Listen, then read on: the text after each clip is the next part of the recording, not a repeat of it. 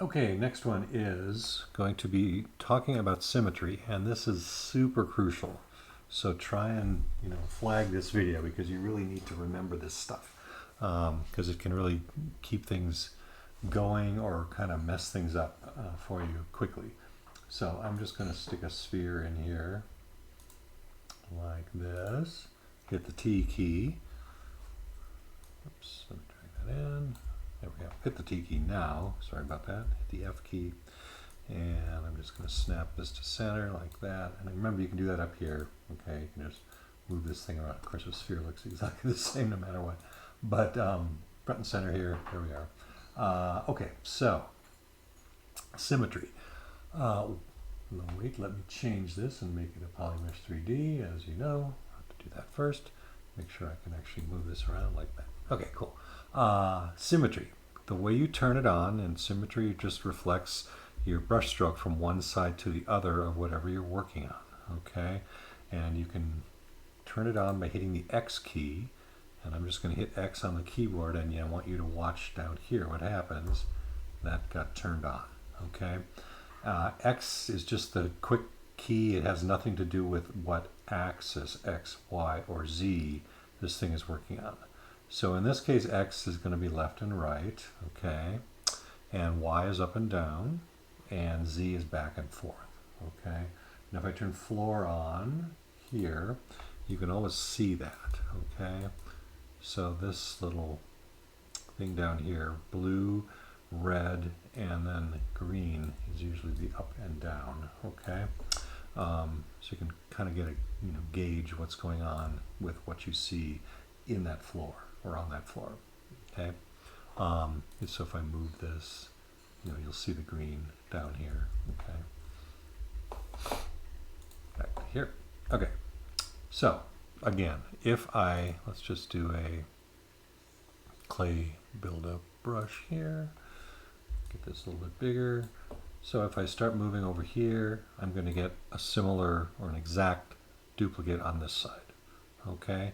If I hold on Option and push it in, you can see that that's exactly what happens. Okay, if I divide this up a little bit to smooth it out, you'll see a bit more detail, kind of covering things we already kind of covered, just to kind of reinforce some of these things for you. Okay, like that. Okay, so nothing to write home about there. So if I change this to X and Y like this, you can have more than one axis set at the same time. You'll see these little red dots moving as I move around here. Let me change this so we can see a little bit better. Red on red does not read well. Get the white going. Okay, there we go. So there are little red dots there. All right. So if I drag here, I'm going to get this going in several dimensions at once, and if I smooth it, it's going to smooth in the same way each time as well. Okay, I just divided it. I kind of undid my divide earlier.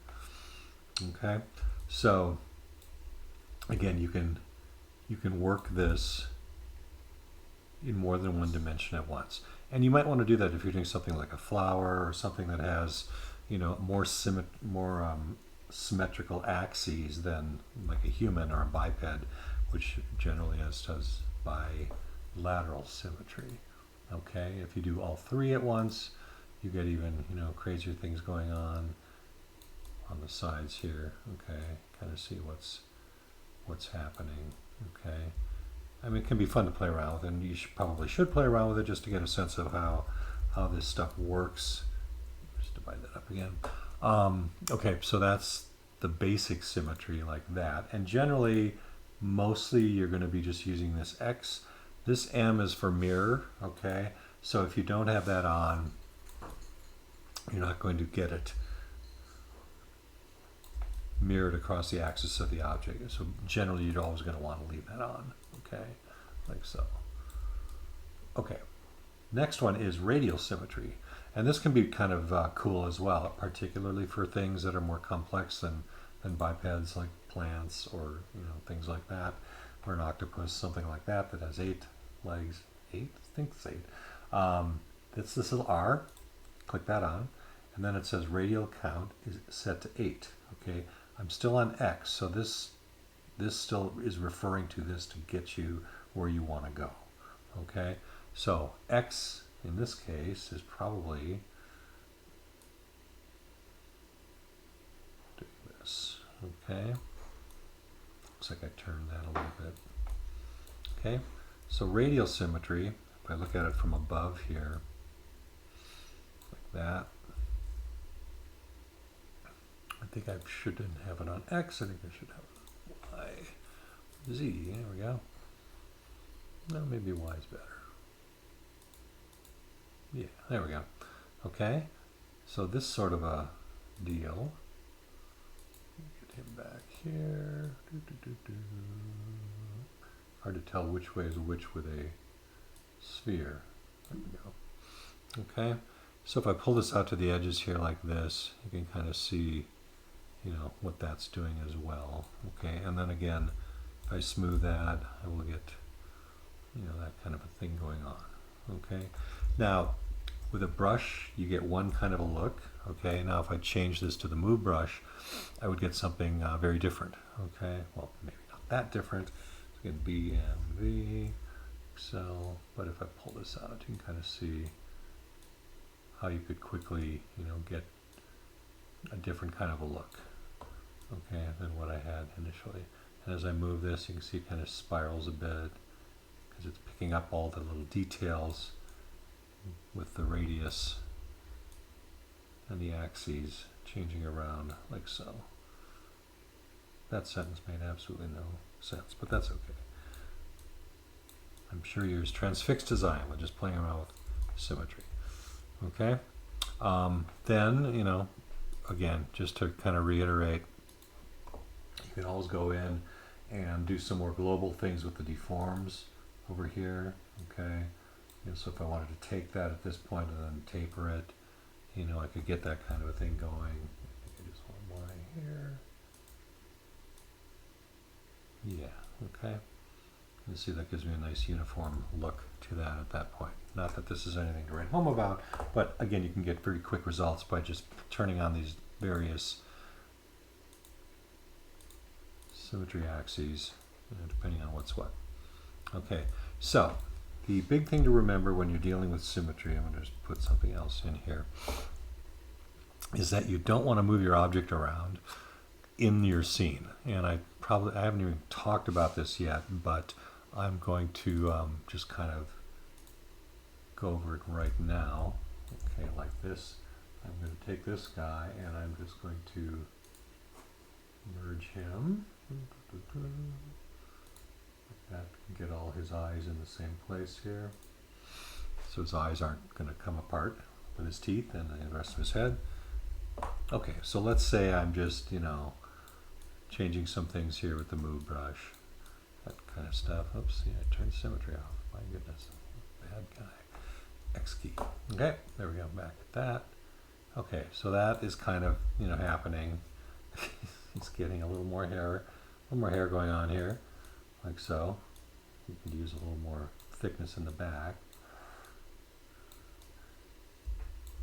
Okay, again, not great. Okay, so let's say he has this rather interesting haircut, okay, or perm, like that. If I actually move this object away from the center here, I'm going to break the symmetry, okay? So it's really working on looking at the world here.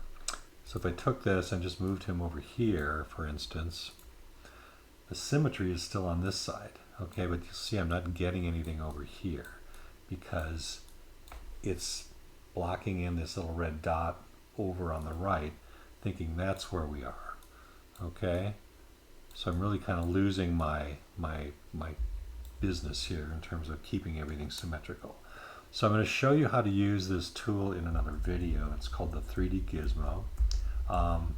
Best idea at this point is just not use it, because you really don't need to use it when you're working with one object in your scene. It's more something you'll use when you have multiple objects that you'll be switching back and forth for and getting them aligned. Okay, so we'll talk more about symmetry and how you can restore it after you break it and things like that later on. But for now, just be aware that it's there, and that's almost always how you're going to start your sculpts, because it's so much easier to start symmetrical, and then as you go forward, break that symmetry. For instance, with a fish, bend it or things like that, or open the jaws unevenly, things like that. It's much easier to get it symmetrical to start with and break it than it is to try and work symmetrically when your object is not have that symmetry already inherently set up. Okay, so there you go.